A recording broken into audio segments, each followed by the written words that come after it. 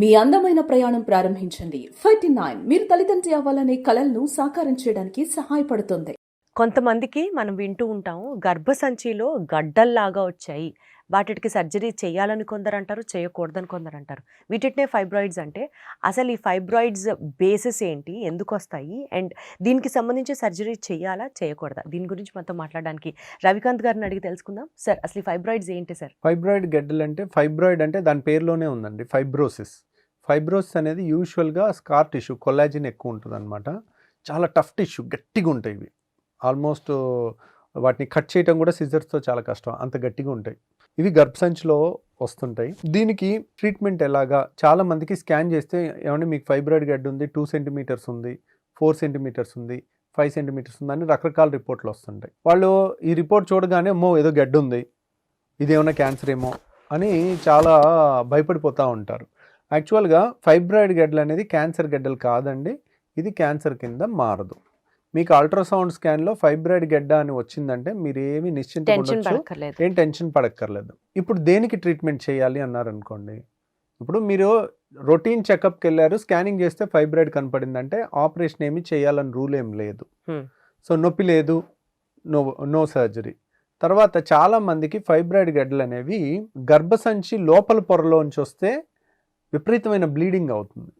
So heavy menstrual loss ఉంటుంది. అలా ఉన్న వాళ్ళకైతే ఫైబ్రాయిడ్ గడ్డలు తీయాలి. సో ఫైబ్రాయిడ్ గడ్డలు ఆల్రెడీ మ్యారేజ్ అయిపోయి 2 పిల్లలు ఉండి తర్వాత ఫైబ్రాయిడ్ గడ్డలు వచ్చినాయి అనుకోండి, మనకు పెద్ద టెన్షన్ లేదు. ఎందుకంటే గర్భసంచితో పని లేదు. ఫైబ్రాయిడ్ గడ్డలు తీసేయాలనుకుంటే తీసేయచ్చు, మళ్ళీ ఫైబ్రాయిడ్ గడ్డలు రాకుండా ఉండాలంటే గర్భసంచి కూడా తీసేయచ్చు, ఏం పర్వాలేదు. చాలామంది ఏంటంటే ఓన్లీ గర్భసంచి తీస్తే ప్రాబ్లం ఏమి ఉండదండి, గర్భసంచితో పాటు ఓవరీస్ తీస్తే మాత్రం లేడీస్ వీక్ అయిపోతారు. ఓవరీస్ అనేది యూజువల్గా తీయకూడదు, 50-55 ఏళ్ళు దాటిన వాళ్ళకే తీయాలి. ఫంక్షనల్గా ఇది మెనోపాజ్ వచ్చిన తర్వాత తీస్తే తీయొచ్చు, కానీ అప్పుడైనా అనవసరంగా తీయకూడదు, అవసరం ఉంటేనే తీయాలన్నమాట. సో ఫైబ్రాయిడ్ గడ్డలు మాత్రం గర్భసంచి మాత్రం ఒకవేళ అవసరం ఉండి పెద్దది ఉంటే తీసేసుకోవచ్చు అనమాట. అంటే 5 సెంటీమీటర్లు 10 సెంటీమీటర్లు పెద్దగా ఉన్నాయి, ఇంకా వదిలేస్తే ఇంకా పెరుగుతుంది అనుకోండి, పెరుగుతూ ఉండే కొద్దీ మనకి అది చేయటం కష్టం అవుతుంది ఆపరేషన్. ఇప్పుడు సింపుల్గా అయిపోయేదాన్ని పెద్ద చేసుకున్నట్టు అవుతుంది. అదే 2 సెంటీమీటర్ 3 సెంటీమీటర్ ఆపరేషన్ అవసరం లేదండి. అదే 5 to 7 సెంటీమీటర్ 10 సెంటీమీటర్ మళ్ళీ 6 నెలలకి స్కానింగ్ చేస్తుంటే పెరుగుతుంది అనుకోండి, రేపొద్దున 20 సెంటీమీటర్లు అయిపోతే ఆపరేషన్ చాలా కష్టం అయిపోతుంది, చాలా రిస్కీ అవుతుంది. సో అందుకని మరీ అంత రిస్కీ చేసుకోకుండా ఎర్లీ స్టేజ్లో చేసుకోవటం ఉత్తమం అనమాట. ఈ ఫైబ్రాయిడ్ గడ్డలు నొప్పి ఉంటాయా సార్? ఉండవు, స్కాన్ చేస్తేనే బయటపడతాయి. ఫైబ్రాయిడ్ గడ్డలు ఎక్కువ శాతం నొప్పి ఉండవండి, కానీ వాళ్ళకి ఓవర్ బ్లీడింగ్ అయ్యే అవకాశం ఉంటుంది. సో నొప్పి చాలా తక్కువ, అంటే మనకి ఓవర్ బ్లీడింగ్ అందుకే వాళ్ళకి ఇక్కడ వరకు ఉంటుందండి. గర్భసంచి ఎక్కడ కింద ఉంటుంది సౌత్ పోల్లో, అక్కడ నుంచి ఇక్కడ వరకు ఉండి రాయిలాగా తగులుతూ ఉంటుంది. వాళ్ళకి నొప్పి ఉండదు, ఏముండదు. ఆశ్చర్యంగా అనిపిస్తుంది, ఇంత పెద్ద గడ్డ పెరిగినా మీరు చూసుకోలేదా అంటే, తెలియలేదు సార్, నొప్పి లేదు సార్ అంటారు. సో బేసికల్ గా పీరియడ్స్ అప్పుడు ఓవర్ బ్లీడింగ్ అవుతుంటేనే మనకి డౌట్ రావాలా? అంటే గర్భసంచి ఇలా ఉందనుకోండి, బయట పొర నుంచి ఫైబ్రాయిడ్ గడ్డ వస్తే ఓవర్ బ్లీడింగ్ అవ్వదు. ఓ మళ్ళీ అదొకటి ఉంది. లోపల పొర నుంచి వచ్చిన చిన్నదైనా కానీ విపరీతమైన బ్లీడింగ్ ఉంటుంది. ప్లస్ లేదంటే గర్భసంచి గోడలో ఉండి లోపల పొరని టచ్ అయినా దాన్ని ఇరిటేట్ చేస్తుంటే ఓవర్ బ్లీడ్ అవుతుంది. సో ఫిజికల్ గా గడ్డలా టచ్ చేస్తే ఐడెంటిఫై చేయడమే తప్ప ఇంకా వేరే ఏ మేనిఫెస్టేషన్ ఉండదు. అదే కొంతమందికి ఓవర్ బ్లీడింగ్ సమస్య ఉంటుంది, కొంతమందికి ఉండదు. కాకపోతే మ్యారేజ్ అయిపోయింది, పిల్లలు ఉన్న వాళ్ళకి ఫైబ్రాయిడ్స్ గురించి ఎక్కువ టెన్షన్ పడక్కర్లేదు. దాన్ని ఎలాగోకలాగా సార్ట్అవుట్ చేయొచ్చు. ఒకవేళ సార్ట్అవుట్ చేయలేకపోయినా గర్భసంచన తీసేయచ్చు, that's not a worrying thing. కానీ మ్యారేజ్ అవ్వని అమ్మాయిలకి ఫైబ్రాయిడ్ గడ్డలు వచ్చినాయి అనుకోండి, పిల్లలు లేని వాళ్ళకి ఫైబ్రాయిడ్ గడ్డలు వచ్చినాయి అనుకోండి, ఇట్స్ ఎ రియల్ ఛాలెంజింగ్ అనమాట. ఎందుకంటే ఫైబ్రాయిడ్ గడ్డ ఇంత పెద్దది ఉందనుకోండి, అది గర్భసంచి మధ్యలో ఉందనుకోండి, అది తీసే టైంలో గర్భసంచి రక్త సరఫరా కూడా పోయే అవకాశం ఉంటుంది. పోతే గర్భసంచి కూడా తీసేయాల్సి రావచ్చు. అంటే పెళ్లిగాని అమ్మాయికి గర్భసంచి తీసేస్తే ఇంకేముంది ఇంకా. So this is a real challenge అనమాట. ఇక్కడ రియల్ స్కిల్ అనేది, ఇది కూడా చెప్పాను కదండి, ఇండియా పాకిస్తాన్ మ్యాచ్ లాస్ట్ బాల్కి 6 కొట్టి ఇండియాని గెలిపించాలి, అట్లాంటి సర్జరీ అనమాట. గర్భసంచి తీసేయటం ఏముంది, చాక్లెట్ తిన్నంత ఈజీగా 15 గంటలు అయిపోతుంది, అది పెద్ద ఇష్యూ కాదు. సో కానీ పెళ్లిగాని అమ్మాయికి పెద్ద ఫైబ్రాయిడ్ గడ్డ ఉంది, మనం ఓన్లీ ఫైబ్రాయిడ్ గడ్డే తీయాలి, గర్భసంచిని ఏ విధమైన డ్యామేజ్ చేయకుండా చేయాలి. రేపొద్దున వాళ్ళకి పిల్లలు కలిగేటట్టు చేయాలంటే, ఎందుకంటే గర్భసంచి మధ్యలో ఉంది ఇది, గర్భసంచికి రక్త సరఫరా బాగుంటుంది, మనం తీసే కొద్దీ కట్ చేసే కొద్దీ అక్కడ నుంచి బ్లీడ్ అవుతుంది. అది బ్లీడ్ అయినా కానీ గర్భసంచి పోకుండా చేయటం అనేది రియల్ స్కిల్ అనమాట. సో అట్లా ఒక 40 సర్జరీల దాకా ఇలాంటివి చేసాం. దాని వీడియోస్ నేను లాస్ట్ టైం ఒక వీడియోలో షేర్ చేశాను. అవి ఎలా ముక్కలు కింద చేసి తీస్తాం, ప్లస్ పొట్టగొయ్యకుండా చేయాలి. దీనికి సంబంధించిన సార్ కొత్త టెక్నాలజీ ఎక్విప్మెంట్ ఏదో వచ్చింది దీనికి సంబంధించి ఒకప్పుడు ఏంటంటే ఇంత పెద్ద ఫైబ్రాయిడ్ గడ్డ ఉంది అనుకోండి, దాన్ని బయటకు ఎలా తీస్తాం? ఖచ్చితంగా పొట్ట కోసి తీయాలి. సో ఇప్పుడు వచ్చిన టెక్నాలజీలో ఏంటంటే మార్సిలేటర్ అనే ఎక్విప్మెంట్ వచ్చిందండి. అది ఆ పెద్ద గడ్డని ముక్కలు కింద చేసేసి అన్ని చిన్న ముక్కలు సన్నగా, అంటే ఈ వేలంత ముక్కలాగా, ఏది మన ఫ్రెంచ్ ఫ్రైస్ లాగా కట్ చేసేస్తాయి. దాన్ని ఒక్కొక్క దాన్ని సన్న హోల్లోంచి లాగేసుకుంటా. కాకపోతే ఏంటి, దాన్ని ముక్కలు కట్ చేయడానికి టైం పట్టుద్ది, ఒక్కొక్కటి మెల్లగా తీయటానికి 2 గంటలు పట్టుద్ది.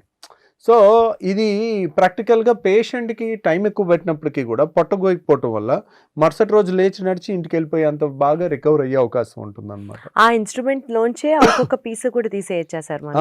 సో కట్ చేయడం, పీసుల నుంచి తీసేయడం కూడా ఇన్స్ట్రుమెంటే చేస్తుంది. ఇన్స్ట్రుమెంట్స్ తోనే అవుతుంది, అంటే మనం ఆపరేట్ చేయాలి దాన్ని. అదేలేండి సార్. సో అలా చేసుకుంటే గనక వాళ్ళకి ప్లస్ ఇంకొకటి, ఫైబ్రాయిడ్ గడ్డ అనేది పెళ్ళైపోయింది ఒక లేడీకి, 5 సెంటీమీటర్ ఫైబ్రాయిడ్ గడ్డ ఉంది, 5 ఏళ్ళ నుంచి పిల్లలు లేరు, ఫైబ్రాయిడ్ గడ్డ వల్ల పిల్లలు పుట్టరు. సో చాలా మందికి సెకండరీ ఇన్ఫర్టిలిటీ అంటారు. సో ఆ ఫైబ్రాయిడ్ గడ్డ వల్ల ఇన్ఫర్టిలిటీ వస్తే ఫైబ్రాయిడ్ గడ్డ తీసేస్తే వెంటనే ప్రెగ్నెన్సీ వచ్చే అవకాశం ఉంటుంది. ఉంటుందా సార్? ఉంటుంది. వాళ్ళు కూడా చైల్డ్ బేరింగ్ చేయొచ్చు. అంటే ఫైబ్రాయిడ్ లోపల పొరని ఇరిటేట్ చేస్తుంటే అక్కడ ప్రెగ్నెన్సీ నిలవదు. కాబట్టి చాలా మందికి ఇప్పుడు ఫైబ్రాయిడ్ గడ్డ ఉండి ప్రెగ్నెన్సీ రావట్లేదు అనుకోండి, ఫైబ్రాయిడ్ గడ్డ తీస్తే వాళ్ళకి ఫర్టిలిటీ బాగా పెరిగే అవకాశం ఉంటుంది. లేకపోతే ఎన్ని మందులు ఇచ్చినా కానీ కారణం ఇదైనప్పుడు దీన్ని ట్రీట్ చేయకుండా మీరు ఎన్ని ఐవీఎఫ్లు చేసినా, ఎన్ని లక్షలు ఖర్చు పెట్టినా ప్రెగ్నెన్సీ రాదు. అంటే ఫర్టిలిటీ ట్రీట్మెంట్ లో ఫస్ట్ చేయాల్సింది ఫైబ్రాయిడ్ టెస్ట్ ఏమో. ఫైబ్రాయిడ్ టెస్ట్, ఒబిసిటీ టెస్ట్, ఈ 2 ప్రివెంటబుల్ థింగ్స్. ఒబిసిటీ ఉండి ప్రెగ్నెన్సీ రావట్లేదు అనుకోండి, ఒబిసిటీ తగ్గితే న్యాచురల్ గా ప్రెగ్నెన్సీ వచ్చేస్తుంది. ఈ ఫైబ్రాయిడ్స్ ఎందుకు ఫామ్ అవుతూ ఉంటాయి సార్ యూట్రస్ లో? ఫైబ్రాయిడ్స్ అనేది ఎందుకు అనేది చెప్పలేమండి. చాలా మందికి అట్లా, ఇప్పుడు మనకి కొంతమందికి మొటిమలు ఎక్కువ వస్తుంటాయి, కొంతమందికి అట్లా. ఇవి కూడా ఎగ్జాక్ట్ రీజన్ అంటూ ఏముండదు. ఇట్స్ అంటారు కదా సార్, అది మిత్తో కాదో మీరే చెప్పాలి. కాల్షియం టాబ్లెట్స్ ఎక్కువ వేసుకుంటే ఫైబ్రాయిడ్లు వస్తాయి, సిస్ట్లు వస్తాయి అంటారు కదా. కాల్షియం టాబ్లెట్స్ వల్ల ఫైబ్రాయిడ్ పెరగటం అనేది అపోహ అండి. దాంట్లో వాస్తవం ఏం లేదు, అది వాస్తవం కాదు. సో ఎందుకు వస్తాయి అనేది చెప్పలేము. చాలా వాటిలో ఎందుకు అనేది పిన్ పాయింట్గా కొన్నిసార్లు చెప్పగలుగుతాం, కొన్నిసార్లు చెప్పలేము. ఇదిగోండి దీనివల్లే ఇది వచ్చిందని చెప్పగలుగుతాం, కొన్నిసార్లు దీనివల్ల ఇదని చెప్పలేము. ఎందుకంటే అది ఒక 10 ఏళ్ళలో పెరుగుతుంది. ఆ టెండెన్సీ ఎవరికి ఎందుకు వస్తుంది అనేది చెప్పలేము. ఒక్కొక్క మనిషి జెనెటిక్ మేకప్ అలా ఉంటుంది. ఇప్పుడు కొంతమంది ఉంటారు, వాళ్ళకి జన్మలో జలుబు దగ్గు రాదు, ఎందుకంటే వాళ్ళ జెనెటిక్ మేకప్ అలా ఉంటుంది. కొంతమంది ఎప్పుడు దగ్గుతూనే ఉంటారు, తుమ్ముతూనే ఉంటారు, ఎలర్జీ టెండెన్సీ ఎక్కువ ఉంటుంది. ఎందుకు అనేది మళ్ళీ ఒకటి ఉన్న వాళ్ళకి ఒకళ్ళకి హార్ట్ అటాకే రాకపోవచ్చు, ఒకరికి ఎర్లీగా రాకపోవచ్చు. అట్లా ఇన్ని జబ్బుల్లో మనకి ఖచ్చితంగా 90% జబ్బులకి ప్రొటెక్షన్ ఉంటుంది. మన జెనెటిక్స్లోనే స్ట్రాంగ్గా ఉంటాం. ఒక 10% జబ్బులు ఇంకా తప్పదు మనకి. ప్రతి ఒక్కళ్ళకి ఆ 10% అనేది ఏ జబ్బులు అనేది మారిపోతూ ఉంటాయి మనిషి. కానీ ఈ ఫైబ్రాయిడ్స్ అనేది యాజ్ సచ్ గా టెన్షన్ పడి భయపడే సిచ్యువేషన్ అయితే కాదంటారా? కాదండి, ఫైబ్రాయిడ్ భయపడే సిచ్యువేషన్ ఏం కాదు. బట్ డెఫినెట్లీ దాని క్యాన్సర్ కింద కూడా మారదు, నొప్పి ఉండదు. బట్ పిల్లలు కావాలి అని అనుకునే వాళ్ళకి మాత్రం ఇది ఒక ఆబ్స్టకల్ అన్నమాట. అవును, ఇది ఉండి పిల్లలు లేకపోతే, ఆల్రెడీ నేను చెప్పాను కదా, గర్భసంచి బయట భాగంలో బొడిపిలాగా వచ్చింది అనుకోండి, వాళ్ళకి ప్రెగ్నెన్సీకి పెద్ద ఇబ్బంది కలగకపోవచ్చు. గర్భసంచి గోడలో ఉన్న, గర్భసంచి లోపల పొరని టచ్ అవుతున్నా ప్రెగ్నెన్సీ రాదు. అది ఇరిటేట్ చేస్తూ ఉంటుంది. అందుకని దాన్ని తీసేసుకుంటే వాళ్ళకి ఎప్పటి నుంచో రాని ప్రెగ్నెన్సీ, ఫైబ్రాయిడ్ కనపడింది, ఫైబ్రాయిడ్ మయోమెక్టమీ అంటారు, అదొక్కటి తీసేయగానే వెంటనే కన్సీవ్ అయిపోతారు. సో ఫైబ్రాయిడ్ ఉంది అని తెలిసిన తర్వాత హెజిటేట్ చేసి డాక్టర్ దగ్గరికి వెళ్లకుండా దాన్ని నెగ్లెక్ట్ చేసినా కూడా, ఇన్ కేస్ రేపు మీరు పిల్లలు కావాలి అని అనుకున్నా fibroid will be a major hurdle, గుర్తుపెట్టుకోండి. కాబట్టి better go and see a doctor and talk to them. Thank you so much sir. Thank you అండి.